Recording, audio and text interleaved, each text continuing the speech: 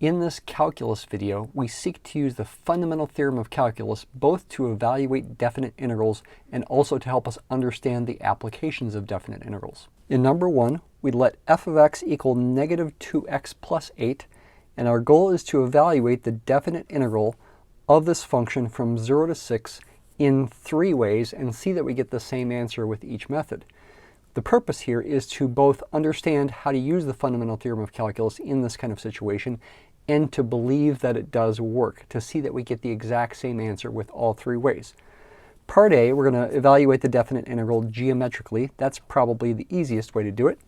So we go ahead and graph this function and use our understanding of the definite integral as giving the area under the curve when the curve is above the axis minus the area above the curve when the curve is below the axis.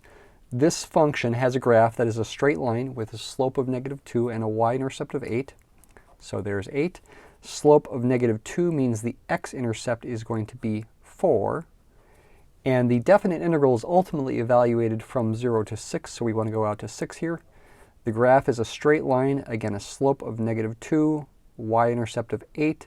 How low does it go? What is f of 6? Plug in 6. Negative 2 times 6 is negative 12, plus 8 is negative 4. So this is the function over the interval in question. The definite integral is going to be the area of this triangle, I'll call it A1, minus the area of this triangle, I'll call it A2. A1, area of a triangle, is 1/2 times base times height. The base is 4, the height is 8. So the area of that triangle is 1/2 times 4 times 8, and that is going to be 16. A2, thought of as a positive area, is 1/2 base times height. The base is the top of the triangle right there, which is 2. And the height is this distance right there, which is 4. So that is 4. And this means then that the definite integral of this function from 0 to 6 is not a1 plus a2, but a1 minus a2. The graph is above the axis between 0 and 4, so we count this area positively toward the integral. And the graph is below the axis when x is between 4 and 6, so we count this area negatively toward the integral. a1 minus a2, that's going to be 16 minus 4 is 12. The answer is 12. All right, let's confirm that we get the same answer with other methods. Part B is the hardest part. We want to calculate the integral as a limit of Riemann sums. I did this in my last video. I think it's good to practice again. This is not something you want to do in general because it just is too hard in general, but in this particular kind of example, it's definitely doable. We'll need an outside fact. The sum of the first n integers turns out to equal n times n plus 1 all over 2. We'll need that fact as we do this computation. So the definite integral from 0 to 6 of f of x dx is a limit of Riemann sums. What's a Riemann sum? Well, I'm not going to go into full detail other than to say that it's a sum that approximates the integral by adding up areas of rectangles. If you want to see more detail, you can watch the videos that I've made about that. Limit as ultimately the number of rectangles n goes to infinity, equivalently as the width of each rectangle goes to 0, assuming they all have the same width, which I really do assume here. I'm going to write this ultimately as what's called a right-hand sum. It could be written as a left-hand sum or a midpoint sum or an arbitrary Riemann sum, but it's going to be simplest to do that, where xi is, well, a plus I times delta x, and delta x for that matter is b minus a over n. So that's the length of the interval divided by the number of rectangles. This gives the width of each approximating rectangle, which is delta x. A, when I is 0, this is the left endpoint A. When I is ultimately up to n, this becomes the right endpoint B. In our case, A is 0 and B is 6, so we get 0 plus I times 6 minus 0 over n, which all simplifies to 6i over n. That is what xi is. We're going to need to plug that into f. Let's go ahead and do it over here. Limit as n goes to infinity of this summation. I goes from 1 to n.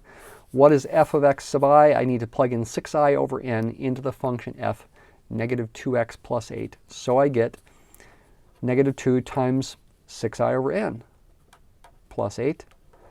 That is f evaluated at xi, which is 6i over n. Delta x gets multiplied. That is just 6 over n. This looks really, really complicated, doesn't it? It's doable, though, so just keep your wits about you. Limit as n goes to infinity. I should first distribute the 6 over n through the parentheses. And what would I get when I do that? I'll also separate it into two sums.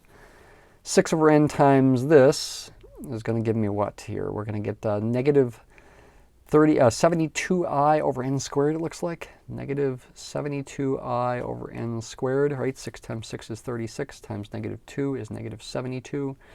There's just one factor of I, but there's two factors of n. That's the first summation. The second summation, I'm using a property of summations as well. I goes from 1 to n. 6 times 8 is 48. That's over n. All right. These summations can be simplified. This one, when you look at the summation, think of I as the variable and think of n as fixed. Ultimately, in the end, n is a variable, but when you think of the summation, I is the variable. This expression here doesn't depend on I. I'm adding up n terms, all of which are 48 over n. That becomes n times 48 over n, or just 48. Okay? Right? N times 48 over n, the n's would cancel, giving you 48. What about the other one here? That's more complicated. Just carry the limit sign along here. I can factor out anything that doesn't involve an I. Negative 72 over n squared doesn't involve an I. And lo and behold, look what you get with the summation. You get the sum, I goes from 1 to n, of I. The exact same thing that we need to use up here, so we will make use of that. Now go ahead and do that. Replace the summation, the sum of the first n positive integers, with n times n plus 1 over 2. So you have negative 72 over n squared times n plus 1 over 2. Plus 48. 72 cancels with the 2 to leave a 36. I think this is looking good. Negative 36 plus 48 is 12. Yes, and what's left here, this is a rational function of n. You could multiply the top out and get 36n squared plus 36n, all over n squared. Rational function of n where the numerator and denominator have the same degree. As n goes to infinity, the limit is going to be the ratio of the coefficients of the n squared terms, which would be negative 36 over 1 or negative 36. This does, in the end, equal negative 36 plus 48, which equals 12. We do get the exact same answer. Obviously, that's the trickiest way to do it, but it's good to see that you get the same answer. All right, part C, using the fundamental theorem of calculus. I said part A was maybe the easiest way to do it. Well, maybe part B is once you're used to the fundamental theorem of calculus. It is a very, very nice technique. What does it say? So we've got our function here, f of x, which is negative 2x plus 8. And what the fundamental theorem of calculus says is that you can evaluate this definite integral of this function, little f of x equals negative 2x plus 8, by finding an antiderivative, or antiderivative if you prefer, of negative 2x plus 8, plugging 6 into that function and subtracting what you get when you plug 0 into that function. What? Isn't that amazing? Doesn't that sound weird? Yeah, if I can find a function, call it capital F, whose derivative is little f, then I just do capital F of 6 minus capital F of 0, where capital F prime of x equals little f of x. How do you find an antiderivative, though? How do you find a capital F? Essentially, it's guessing. It's educated guessing, not wild guessing, educated guessing. Look at this function and ask, what function has a derivative equal to that? Well, a little bit of educated guessing reveals negative x squared plus 8x does, right? Take the derivative of that, you'll get negative 2x plus 8. Plus any constant. I could add plus 4 plus pi plus 100 minus 17. I could add any constant to this and I get another antiderivative, but if I'm going to do f of 6 minus f of 0, those constants will cancel anyway. So I might as well use the simplest one, and therefore I get f of 6, which is negative 6 squared plus 8 times 6, minus f of 0, which is 0. There we go, the same kind of calculation in the end. Negative 36 plus 48 is 12. We do get the same answer. That's very, very nice. Notationally, a little shortcut people sometimes use, instead of writing this kind of thing where that kind of thing is true and then writing capital F separately, is they will sometimes write capital F of x, and it's understood that capital F is an antiderivative of little f, and put in what's called an evaluate symbol from 0 to 6 here. This notation means do f of 6 minus f of 0, but we get the same answer. That's good to see. In number 2, little f of t is a quadratic function, not a linear function now. Part A says evaluate the definite integral of this function from 0 to 4. It doesn't tell you how. Could we do it geometrically? Well, the graph would be a parabola. You'd have to know somehow how to find the area of a parabola under a parabola without calculus. But in fact, calculus is the main way people find areas under parabolas with the fundamental theorem of calculus. Could we use a limit of Riemann sums? Yes, but it's harder than the first problem. We're going to now try to avoid limits of Riemann sums for the most part. We want to do part A using the fundamental theorem of calculus. The definite integral of little f of t from 0 to 4, which I will go ahead and put little f of t in here, 3t squared plus 4t, by the fundamental theorem of calculus is going to be capital F of 4 minus capital F of 0, where capital F of t is an antiderivative of little f of t. I could write all that. I'll use a shortcut right away that I hinted at the end of the last problem.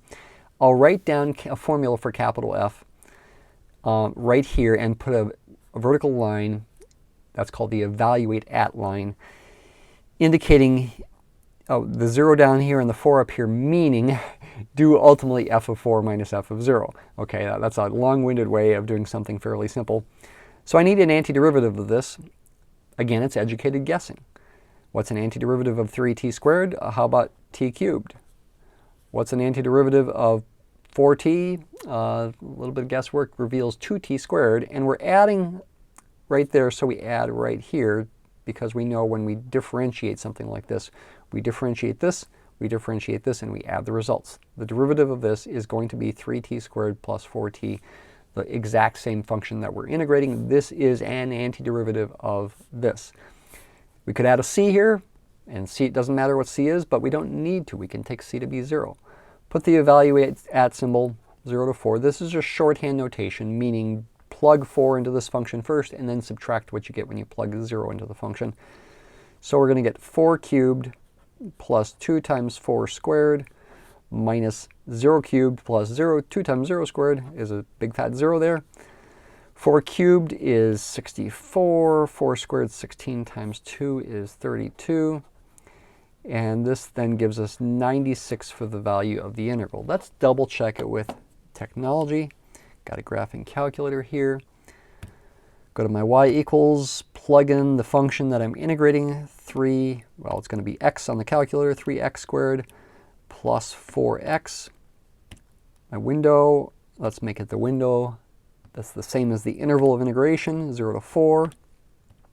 How high did this function go? This function does always increase on this interval. The highest it goes is 4 squared, with 16 times 3 is 48, plus another 16. That goes up to 64, it looks like. For the highest possible value, I'll go ahead and go 0 to 64 here, so we'll see that. And now let's go ahead and see what we see with the graph. Ignore too many text marks along that one there. There's the graph. I want to calculate the integral. Go to 7 there. Lower limit is the left endpoint 0. Upper limit is the right endpoint 4.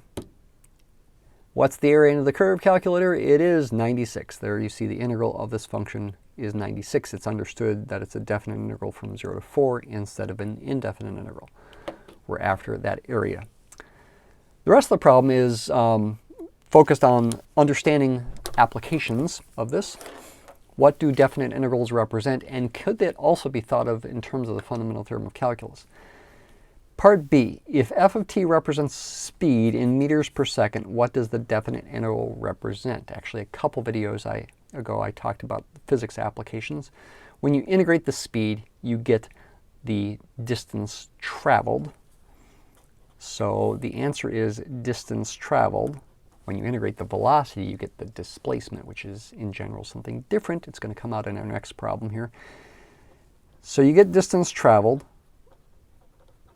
And if units of speed are going to be meters per second, units of distance are going to be in meters. So we're answering what are its units too. Is there a way to think about this intuitively? The answer is yes, but I should warn you that it's not really a rigorous way to think about it intuitively. This is going to be equal to the integral. It's the distance traveled over that amount of time, 0 to 4, over 4 seconds. When you look at this expression, and scientists and engineers do this kind of thing that I'm about to tell you all the time, it's not rigorous math, but it's still helpful. And you actually can make it rigorous, though doing so involves really, really advanced math. So we're fine with just the intuitive explanation. Think of f of t as being whatever the function represents, which is the speed in meters per second. So its units are meters per second. And think of the dt here as being a small amount of time that elapses. If you want to be a little extra technical about it, you could call it an infinitesimally small amount of time. This is where it gets hard. Even though in the real number system there's no such thing as an infinitesimally small amount of positive time. There is something called the hyper-real number system, but that's way advanced. But if we imagine this to be a small amount of time, what would its units be? It would be the same as the units of t, which are seconds. So t is time in seconds, dt is a small amount of time still in seconds. And what you do when you think about this for applications is you're multiplying these two things, f of t times dt. Now, technically speaking, that's not what you're literally doing. The dt is just sort of emphasizing what the variable of integration is. But intuitively, it's still helpful to imagine that this is a product, meters per second times seconds, rate times time, distance traveled. This is a distance traveled in meters. And then the integral, does that affect the units? It actually doesn't. Once you've found the units of the quote-unquote product here, the integral doesn't affect the units. It's actually analogous to adding. In fact, Leibniz, who created this integral symbol, made it look kind of like a long, fancy S, purposely because it's related to summation, limits of Riemann sums, if you want to be technical about it. So he thought of it, and many people still think of it as being a sum. You're adding up a bunch of tiny distance traveled to get a total distance traveled. And that's the intuitive way to think about this. Do also note that the function f of t here could represent a speed because it's always positive over this interval. Part C, we'll do these next couple parts faster. If f of t represents water flow rate in liters per minute, what does the integral represent and what are its units? Just like in part C, or in part B, the integral, the units for the integral can be found by thinking about the units for f of t and the units for t and multiplying them. F of t is a flow rate, liters per minute, telling you how fast the water is coming into the tank. The higher f of t is in value, the faster the water is coming in. T is time in minutes, so dt is a small amount of time in minutes. When you multiply these, the minutes cancel, you're left with an amount of liters. And what it really represents the change in volume of the water in liters that's going into this tank or whatever it's going into. If the initial amount of water in the tank is 0, it's also the same as the volume. Finally, in part D, f of t represents the cash flow rate. Instead of a water flow rate, it's a cash flow rate in thousands of dollars per year, or could it be millions of dollars per year, for example. Imagining a company like Amazon is making millions, if not billions of dollars per year. What does the integral represent and what are its units? So now f of t represents how fast money is flowing. Does money literally flow? You can imagine dollar bills going through the air, flowing around. Well, in a figurative kind of way it flows, and especially with big companies like Amazon, they're getting money and they're paying money every second of every day. It is a convenient fiction to imagine this cash flow. This would be in $1,000 per year. Maybe it'd be better to use millions or billions. And t then has to be time in years, and therefore dt is a small amount of time in years. The years cancel, leaving you with thousands of dollars. This is a change in money, in thousands of dollars. So in general, the integral gives you the change in the quantity that you're interested in. In fact, distance traveled is also a change in a quantity. It's a change in position. If you're thinking of however far you've gone as a positive position. And that also can be related to the fundamental theorem of calculus. In each case, we're really doing f of 4, capital F of 4 minus capital F of 0, where capital F is an antiderivative of little f. This is still capital F of 4 minus capital F of 0. And that also emphasizes it is a change. Differences between function values are changes in those function values. This is a change in position, giving you a distance traveled if the motion is all in one direction. This is a change in volume. F of t would be the volume of water in the tank at time t. This is a change in money, amount of money. Notice that these things are all positive for this example because our answer was positive, but they could be negative, and that's going to come up in the next problem. In number 3, f of t is a trig function, 6 sine of 2t. We're going to do the same kind of things we did in the previous problem, but now this function goes both positive and negative in value, and that's going to make the interpretation a little trickier. But we're still evaluating a definite integral with the fundamental theorem of calculus. We don't start at time 0 here. We're starting at time pi over 4. T is time here, by the way. Integral from pi over 4 to pi of this function. And thinking about different applications here. Okay, this is a little trickier to think about. Can we start time at something other than 0? Sure. If you want to, you can. Where you start time is up to you for applications. But now we're integrating 6 sine of 2t. Once again, we need to find an antiderivative of this function, and it takes some educated guessing. Now, there are good guesses and there are bad guesses. T squared would be a bad guess. E to the t would be a bad guess. Hey, I know the derivative of sine is cosine, and the derivative of cosine is negative sine. I need an antiderivative of this. I need a function whose derivative is this. I guess it's got to involve a negative cosine of 2t, but that can't be the final answer. Leave a little space here between the negative sign and the cosine of 2t, because that's not going to work. If I differentiate this with a negative sign there, I do get positive sine 2t, but then with an extra factor of 2 instead of 6 with the chain rule. Well, that's easily compensated for. Make that a 3. Differentiate this. You'll get negative 3 times negative sine of 2t times 2. The negative signs cancel, and 3 times 2 is 6. You do get this function right there. This is an antiderivative of 6 sine 2t, excuse me. It's kind of tricky, but still, you could do it. We're evaluating this from pi over 4 to pi.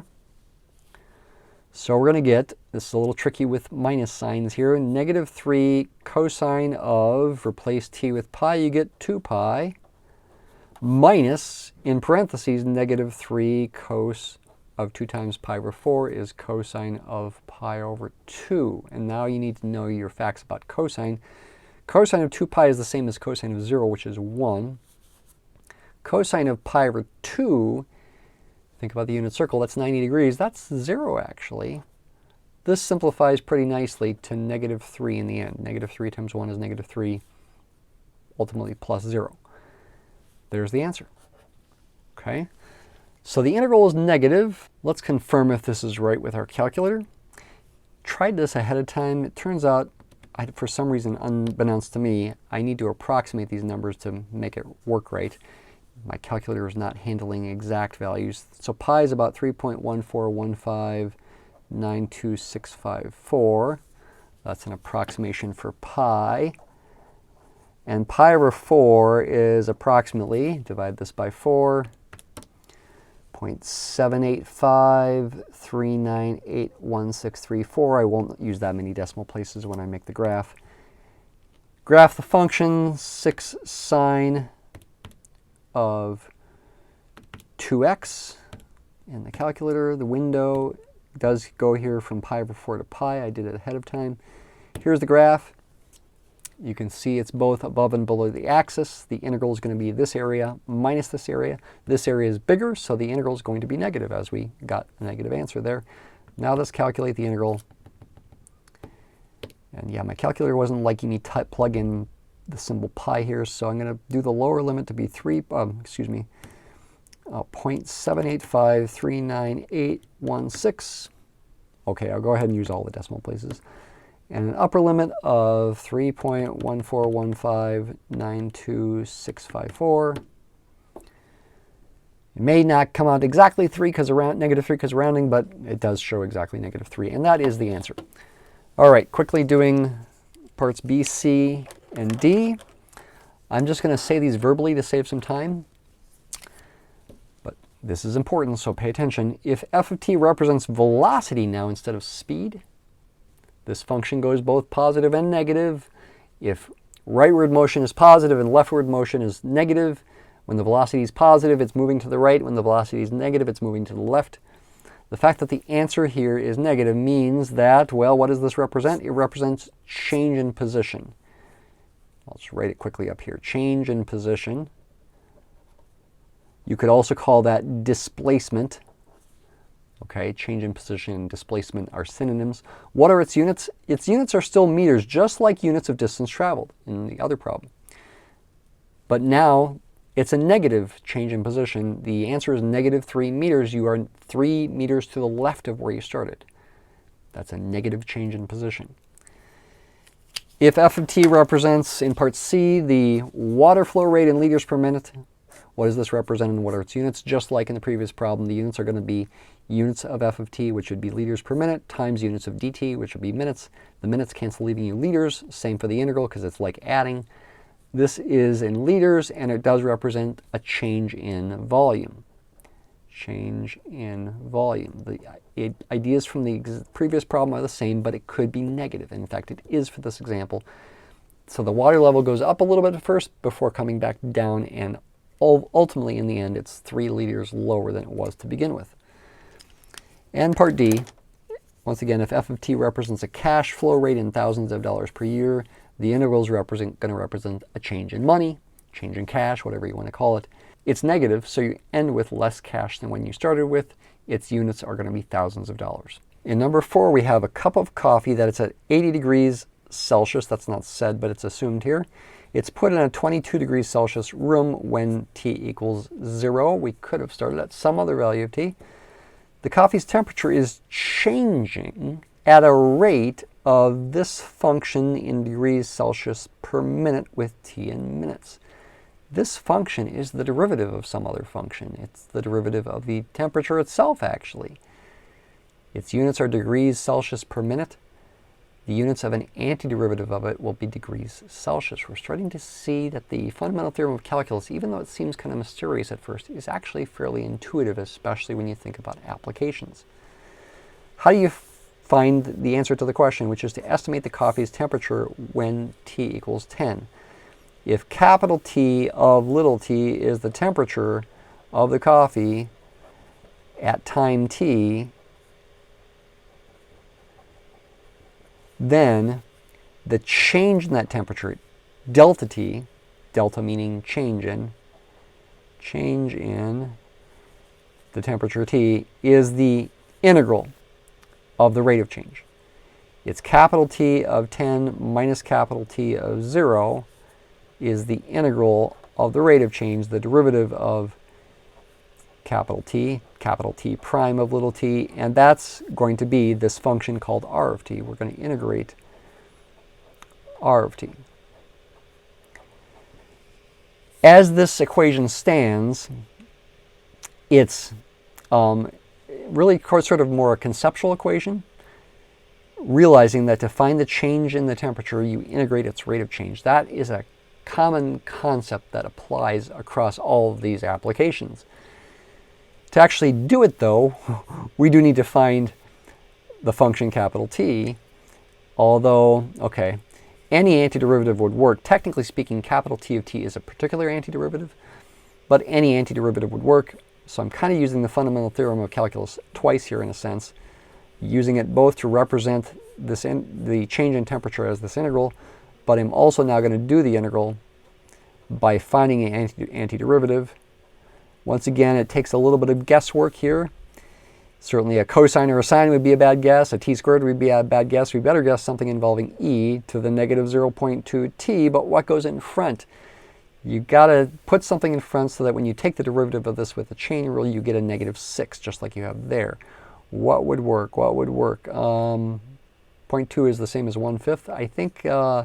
I think 30 works here. Does that make sense? Try it by taking the derivative of this. You'll get itself times an extra factor of -0.2. 30 times -0.2 is -6. Now, this is not necessarily capital T of t, this function here. Okay, in fact, it can't be, because when you plug in t equals 0, you don't get 80. If you added 50 to this, you would get 80. This function plus 50 would actually be capital T of t. But to finish the problem, I don't need to put a plus 50 in there. I can just do this integral as is. Plug in 10, I get 30. -0.2 times 10 is -2, minus what I get when I plug in 0. E to the 0 is 1, so I'm really subtracting a 30 here in the end. So the answer is 30e to the -2 minus 30 for the change in temperature. That's not the actual temperature. I need to add T of 0 to both sides. T of 0 is 80. That 80 does need to be there. So in the end here, T of 10, the temperature at time 10 is 80. Add the 80 to both sides, plus this thing, which is 30 e to the -2 minus 30. This simplifies to 50 plus 30 e to the -2. A little bit higher than 50 degrees. 30 times e to the -2. Add on 50. Looks like it's about 54.1 degrees Celsius for the answer. There it is. The change in temperature was the value of the integral, and that would be just this part, which is negative 30 e to the -2 minus 30, about -25.9. That's the change in temperature. The coffee's cooling. It goes down. Since the starting temperature was 80, the ending temperature is 54.1 degrees Celsius. Number 5 is a tricky graphical problem. This graph that you see here is the graph of f prime, the derivative of some function, but the questions are about f itself. Part A is easier than part B. Part A says which is greater, f of 2 or f of 4. That one's pretty easy to see that f of 2 has got to be greater. F prime is always negative, so the slope of f is always negative. F is a decreasing function, meaning f of 4 has got to be lower than f of 2. That's a pretty quick answer to part A. F of 2 is bigger than f of 4. You also could think about what a plausible graph of f looks like. Now, it doesn't matter how high you start. In fact, that's going to be the case because there are infinitely many antiderivatives of f prime. There are infinitely many different formulas for f. All of them differ by a constant. All of them differ by a vertical translation. I'm going to go ahead and start the value of f up here, say, just for sake of doing something. Now, the value of f prime right there is 0, so the slope of this graph right there has got to be 0. It's got to be a critical point of the graph of f. But then after that point, f prime is always negative, so f itself has to be decreasing with negative slopes. They're going to be most negative where f prime is lowest in value, a little bit bigger than 2, is going to be where f has the biggest negative slope, biggest meaning furthest from 0. And there's going to be an inflection point. It's going to be concave down on this part for the graph of f because f prime is decreasing. And then after that point, f prime increases, so the graph becomes concave up. The slope never quite gets to 0, gets close, but right about there. This graph of f is helpful in ordering these, but that's not the only thing that's helpful. This is, after all, about integrals, so maybe we should think about these things in terms of integrals as well. Let's think about f of 3 minus f of 2 first. That's a change in f. As we saw in the applied problems, that's the integral of its rate of change, of its derivative, f prime, whose graph is given. f prime is negative, this is going to be a negative quantity, as it has to be, again, because f is decreasing. But this integral is going to be the negative of this area, whatever that area happens to be. I don't know exactly what it is, but I can maybe compare it to these other things. F of 4 minus f of 3 is going to be something similar. F of 4 minus f of 3, by the fundamental theorem of calculus, is the integral of its derivative. Once again, f prime is below the axis. This integral is going to be negative. It's going to be the negative or opposite of the area of this piece right here, which you can see is closer to 0 than this one is. This one's definitely going to be bigger than this one. They're both going to be negative, but this one's going to be closer to 0. And the last quantity is f of 4 minus f of 2 divided by 2. F of 4 minus f of 2 divided by 2. 1/2 times the integral from 2 to 4 of f prime of x. If you ignore the 1/2, it's the sum of these two areas. What is the 1/2 doing? Essentially, it's just averaging those two areas. The areas themselves are positive. The integral itself is the opposite, the negative of those areas. But we're averaging them. So this has got to be between these two things. So as far as now ordering them goes, to finish the problem, this was the most negative value of the integral. That's the smallest quantity, f of 3 minus f of 2. The integral of f prime from 3 to 4, which is f of 4 minus f of 3, is the negative of this area, is the biggest, it's closest to 0. And this thing's got to be between them, because it's their average, really. So this is going to be true, and so will this be true. And that finishes the problem. In our last problem here, we go back to physics. The graphs that are shown below, there's 5 of them here, represent the velocity v equals f of t of a particle moving along the x-axis. You don't see an x-axis anywhere in this picture. You got to use your imagination. Imagine an x-axis. For time 0 to 5, the rightward direction along the x-axis, as usual, is the positive direction. The vertical scales on all the graphs are the same, meaning if you made tick marks on these graphs, you get the same scale. We have multiple parts to do. We identify the graph in each part, showing which particle. Part A has constant acceleration, part B ends farthest to the left of where it started, part C ends farthest from the starting point, part D experiences the greatest initial acceleration, part E has the greatest average velocity, and part F has the greatest average acceleration. Okay, wow, that's a lot to do. Let me just see if I can go through these as quick as possible. Part A has a constant acceleration. Acceleration is the derivative of velocity. So the acceleration is going to be constant if the velocity has a constant slope. Hey, that's graph 5. This graph goes with A, the situation with a constant acceleration, because that is a straight line. It's a positive acceleration, so and a positive velocity for that matter, so the object is speeding up as it moves to the right, speeding up at a constant rate. Part B ends up farthest to the left of where it started. Remember, the integral of velocity gives you change in position, displacement. Leftward is negative displacement. So we're after the answer for the graph that has the integral value that's most negative. Since the scales on the axes are the same, the answer is pretty clearly choice 4. That integral is going to be negative, and in fact, because this area is so much bigger than that area, it's going to be the most negative. The integrals of these two are going to be close to 0. The integral of that one's going to be positive. This one's going to have the most positive integral. And that, in fact, helps us answer part C now. Ends farthest from its starting point. It doesn't say whether it's to the left or to the right. So the answer is either going to be the integral, the graph with the integral that's most negative or most positive, and whose absolute value is the largest. This area is clearly the biggest compared to, say, this area, for example. This is going to put you farthest from where you started to the right of where you started, because the integral value is going to be positive. Part D, we're after the graph that experiences the greatest initial acceleration. That's a derivative problem. The acceleration is the derivative of velocity. We want the greatest initial acceleration, most positive initial slope. Looking at these graphs, it looks like this one has the most positive initial slope, so that's choice D. How about that? We're going backwards here. I don't know that that's always the case. We've got 2 more to go here. Part E has the greatest average velocity, not average acceleration, that's part F.